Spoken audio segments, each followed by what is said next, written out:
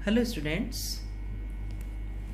आज हम बात करेंगे वेतन के स्थान पर कर्मचारी को नियोक्ता द्वारा दिए जाने वाले लाभों की श्रृंखला में सबसे पहले अर्न्ड लीव सैलरी, इसे हम एनकैशमेंट या earned leave salary on retirement या सेवानिवृत्त होने पर अर्जित छुट्टियों के वेतन के नकद भुगतान के रूप में भी जानते हैं, अर्जित अवकाश वेतन के रूप में भी जानते हैं। अब हम जानेंगे कि ये अर्जित अवकाश वेतन या अर्न्ड लीव सैलरी एनकैशमेंट क्या होता है। देखिए, अर्जित अवकाशों का जो नकदीकरण है वो सेवा काल के दौरान अथवा सेवानिवृत्ति या मृत्यु पर किया जा सकता है। दूसरा, अर्जित अवकाश वेतन से संबंधित आयकर अधिनियम में निम्न प्रावधान है।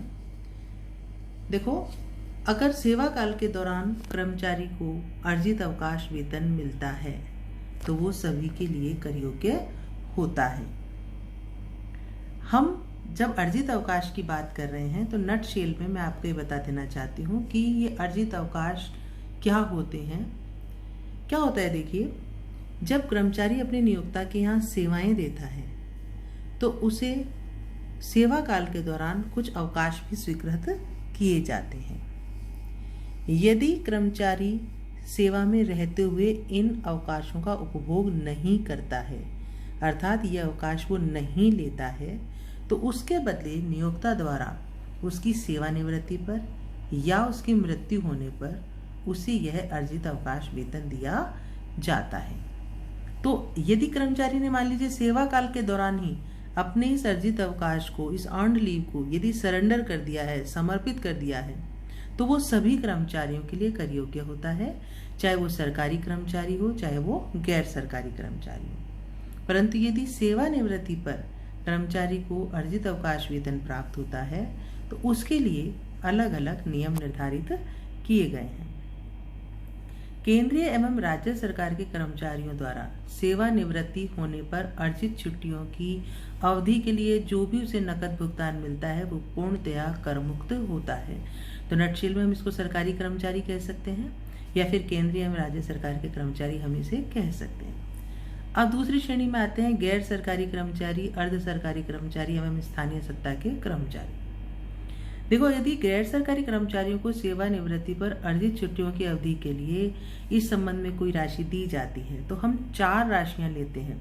उसमें जो न्यूनतम, हम 4 राशियों की गणना करते हैं और उसमें जो सबसे कम होती है वही कर मुक्त होती है। पहला हम लेंगे वास्तव में प्राप्त राशि, यानी कि जो उसे अर्न्ड लीव सैलरी मिली है। दूसरा आता है केंद्रीय सरकार द्वारा निर्धारित राशि या अधिकतम राशि 3 लाख रुपए। तीसरा 10 माह का औसत वेतन। चौथा और अंतिम, सेवानिवृत्ति के समय उसके खाते में शेष रहे अर्जित अवकाश के संबंध में देय औसत वेतन। अब ये जो शेष अर्जित अवकाश की गणना हम कर रहे हैं उसमें कर्मचारी की सेवा अवधि के प्रत्येक वर्ष के लिए अधिक से अधिक 30 दिन का अवकाश मान्य होगा तथा इस प्रकार अर्जित अवकाश में से कर्मचारी द्वारा इस अवधि में लिए गए अवकाश को घटा दिया जाता है। अब देखिए, इन 4 राशियों में जो सबसे कम राशि है वो कर मुक्त होगी। अब यहाँ हम बात कर रहे हैं 10 माह का औसत वेतन, है ना, या उसको जो सेवानिवृत्ति पर शेष रहे अवकाश के लिए मेरा औसत वेतन। तो यहाँ वेतन से क्या तात्पर्य है? यहाँ औसत वेतन से तात्पर्य है सेवानिवृत्ति के तुरंत पूर्व के 10 माह की अवधि में प्राप्त या प्राप्य वेतन के आधार पर जो गणना की जाती है। इसमें लिया क्या जाता है? मूल वेतन। महंगाई भत्ता तब लिया जाएगा जब वो सेवा की शर्तों में शामिल होगा, जैसे हम पहले भी डिस्कस कर चुके हैं। और कमीशन यदि बिक्री पर एक निश्चित प्रतिशत के आधार पर दिया जाता है तो ही इसमें शामिल किया जाएगा। यदि मासिक कमीशन मिलता है तो हम उसे शामिल नहीं करेंगे। तो औसत वेतन से आशय क्या हुआ? सेवानिवृत्ति होने के तुरंत पहले के 10 महीनों का औसत वेतन। अब जो हमारा अगला बिंदु आता है वो आता है ग्रेच्युटी। ग्रेच्युटी जिसे हम उपदान भी कहते हैं। देखिए, ग्रेच्युटी के संबंध में आयकर में निम्न प्रावधान किए गए हैं, जैसे केंद्रीय सरकार, राज्य सरकार, स्थानीय सत्ता तथा सुरक्षा सेवा में लगे हुए कर्मचारियों को सेवानिवृत्ति या मृत्यु पर प्राप्त ग्रेच्युटी पूर्णतया करमुक्त होती है। अब इसमें हमें ये ध्यान रखना है कि जो भी हमारे वैधानिक निगम हैं उनके कर्मचारी श्रेणी में नहीं आते। अन्य कर्मचारियों की दशा में, तो अन्य कर्मचारियों की दशा में हम क्या करते हैं, 2 श्रेणी कर देते हैं वापस कर्मचारियों की। पहली तो वो जिनके ऊपर ग्रेच्युटी भुगतान अधिनियम, ग्रेच्युटी पेमेंट एक्ट 1972 लागू होता है, और दूसरे वो जो इसके अलावा हैं। यानी कि पहली कैटेगरी में हमने किसको लिया, सरकारी कर्मचारी, स्थानीय सत्ता के कर्मचारी, सुरक्षा सेवा में लगे हुए कर्मचारी। दूसरी श्रेणी में हम आए, वहां हमने अन्य कर्मचारियों की फिर 2 श्रेणी करी। पहली वो श्रेणी जिसमें ग्रेच्युटी भुगतान अधिनियम 1972 के अंतर्गत जो कर्मचारी आते हैं, और फिर इसके अलावा जो किसी में भी नहीं आते, यानी कि अन्य कर्मचारी। अब जो ग्रेच्युटी भुगतान अधिनियम 1972 के अंतर्गत आते हैं, उन्हें प्राप्त ग्रेच्युटी की अगर हम करमुक्ति देना चाहते हैं तो हमें उसमें 3 राशियों की गणना करनी होती है। 3 में से जो न्यूनतम राशि होती है उसकी करमुक्ति करदाता को प्रदान की जाती है। पहला, वास्तव में प्राप्त ग्रेच्युटी की राशि। दूसरा, अधिकतम 20 लाख रुपए। और तीसरा, सेवा के प्रत्येक वर्ष के लिए 15 दिन का वेतन। अब देखिए, यहाँ 2 चीज हमें ध्यान देनी है, सेवा के वर्ष और वेतन।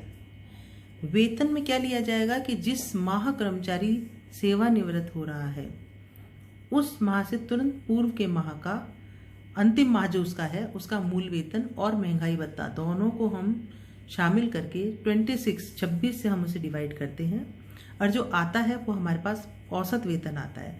तो मान लीजिए किसी कर्मचारी ने 15 साल 8 महीने काम किया है, तो हम 8 महीने को 1 वर्ष मान लेंगे।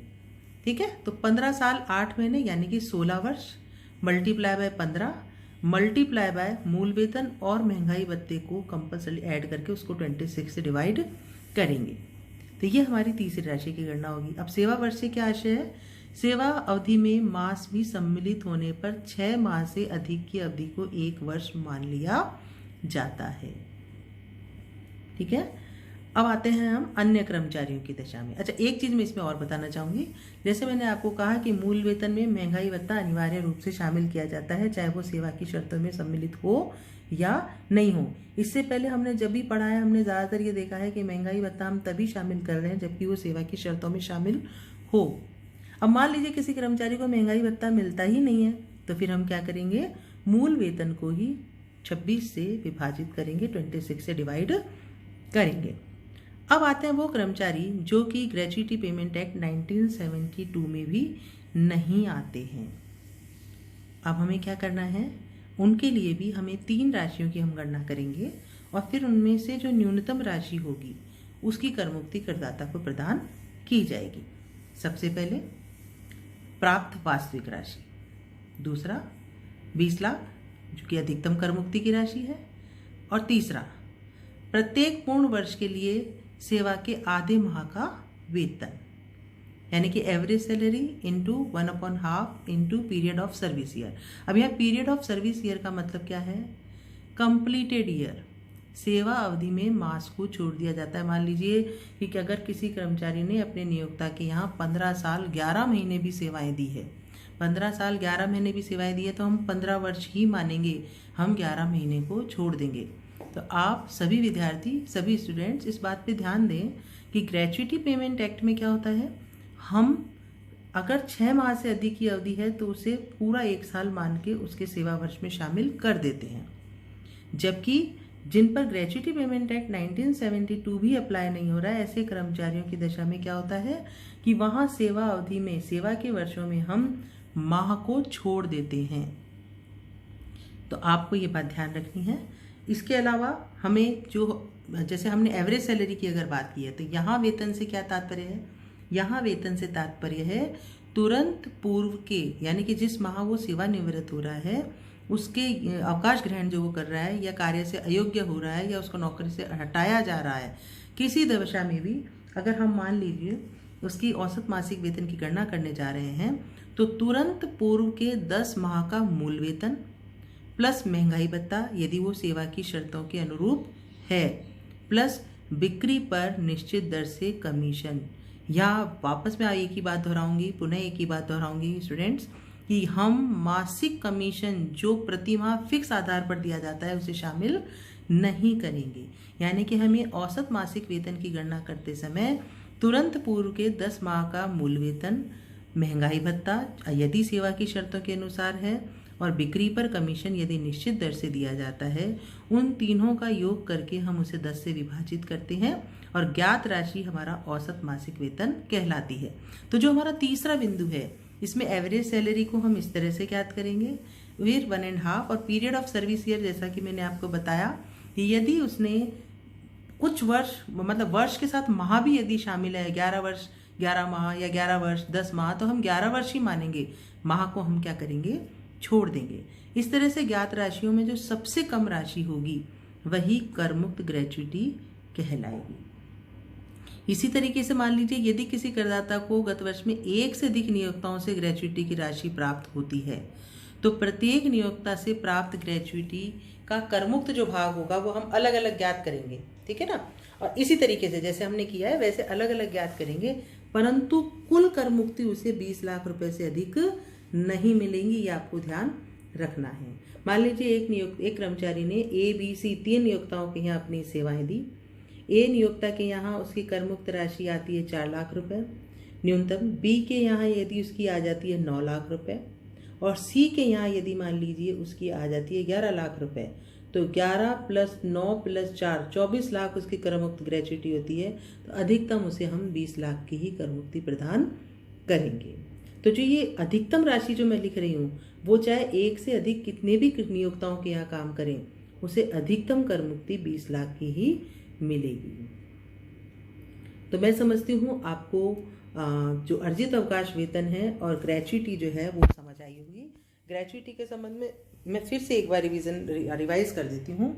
सरकारी कर्मचारी की दिशा में, चाहे वो केंद्रीय सरकार का कर्मचारी हो, चाहे वो राज्य सरकार का कर्मचारी हो, चाहे वो स्थानीय सत्ता का कर्मचारी हो, या वो सुरक्षा सेवाओं में संलग्न कर्मचारी हो, उन्हें प्राप्त ग्रेच्युटी पूर्णतया करमुक्त होगी। इसमें वैधानिक निगम के कर्मचारी नहीं आते। इसके अलावा जो अन्य कर्मचारी हैं उनकी हम फिर 2 कैटेगरी कर देते हैं। पहले वो जिन पे ग्रेच्युटी पेमेंट एक्ट 1972 आता है, तीसरे उसके अलावा वो जो उसके अंतर्गत नहीं आते। अच्छा, एक चीज़ मैं आपको और बताना चाहूँगी स्टूडेंट्स, ग्रेच्युटी पेमेंट एक्ट 1972 अधिनियम में अगर हम किसी कर्मचारी को ले रहे हैं तो हम कैसे पहचानेंगे कि वो ग्रेच्युटी पेमेंट एक्ट 1972 में आ रहा है। देखिए, इस अधिनियम में कौन से कर्मचारी आते हैं जो कि सरकारी, अर्ध सरकारी, निजी कारखानों, खानों, बागानों, तेल क्षेत्रों, बंदरगाहों तथा रेल कंपनियों एवं ऐसे व्यापारिक प्रतिष्ठानों में कार्य करते हैं जहां 10 या उससे अधिक व्यक्ति कार्य कर रहे हों, उन पर ये लागू होता है। और अगर किसी व्यापारिक प्रतिष्ठान में एक बार ग्रेच्युटी पेमेंट एक्ट 1972 लागू हो जाता है, उसके बाद यदि वहाँ कर्मचारियों की 10 जो संख्या है वो 10 से कम भी हो जाए तो भी ये अधिनियम उस पर लागू रहता है। ठीक है, इस तरह आज हमने ग्रेच्युटी के और अर्जित अवकाश वेतन के बारे में विस्तृत जानकारी की, विस्तृत चर्चा की है। फिर भी यदि आपको किसी तरह का कहीं कोई कन्फ्यूज़न है तो आप हमेशा की तरह, जैसा मैं कह रही हूँ, आप मुझे फ़ोन करके या व्हाट्सएप करके कैसे भी अपनी जिज्ञासा को शांत कर सकते हैं। अगली क्लास में हम चर्चा करेंगे अन्य वेतन के स्थान पर मिलने वाले लाभों पर। धन्यवाद।